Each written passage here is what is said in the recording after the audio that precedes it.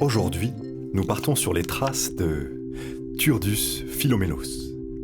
Pour avoir une chance d'observer celle que l'on appelle aussi grive musicienne, il faudra te rendre dans un champ bocager, à l'aube avec une paire de jumelles. Notre défi du jour n'est pas trop difficile. Pour qui sait écouter discrètement. À l'origine forestier, notre oiseau a su s'adapter aux paysages façonnés par l'homme et peut être trouvé dans une grande variété de milieux. La grive musicienne aime les forêts aux sous-bois dégagés, les prairies bocagères bien pâturées, mais aussi les parcs et jardins arborés aux pelouses bien entretenues. Tandis que les arbres lui offrent un refuge apprécié, c'est au sol que la grive trouve ses proies favorites. Des insectes craquants, des vers juteux et surtout des escargots bien baveux sont pour elle un véritable régal. Mais pour un œil avisé, sa gourmandise ne passe pas inaperçue. C'est sur les terrains bien dégagés que tu vas pouvoir commencer ton enquête. Une étendue d'herbes rases est idéale, mais à condition qu'il y ait des arbres à proximité. Cherche au sol les traces de son passage.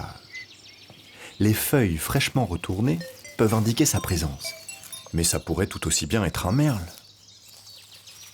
Inspecte alors les grosses pierres à proximité. Bingo! Ces coquilles éclatées ne laissent aucun doute. Tu es sur le territoire d'une grive.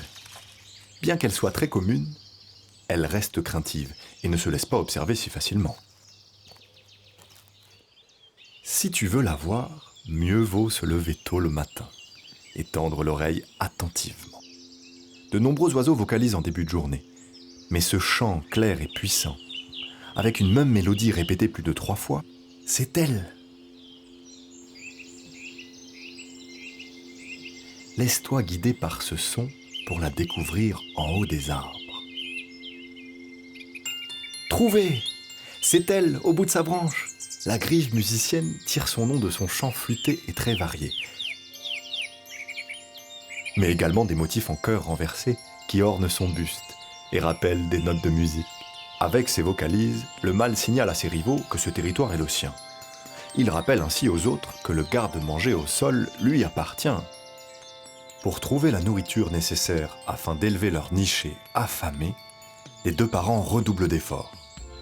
Mais les jeunes ne sont jamais rassasiés et harcèlent les adultes jusqu'à obtenir leur béquet. Il suffit d'insister et le tour est joué. Mission réussie.